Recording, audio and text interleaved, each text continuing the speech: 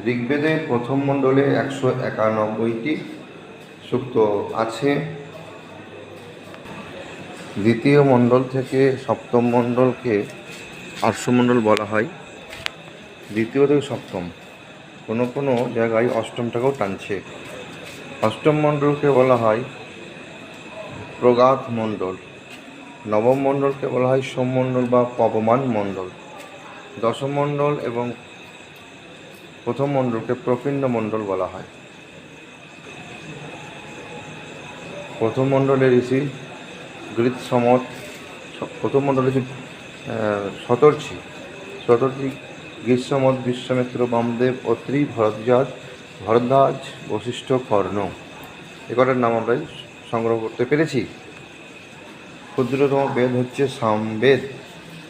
ঋগ্বেদকে বলা হয় 10 ত্রয়ী। যজুর্বেদকে বলা হয় কর্মবেদ। সামবেদকে বলা হয় গানবেদ।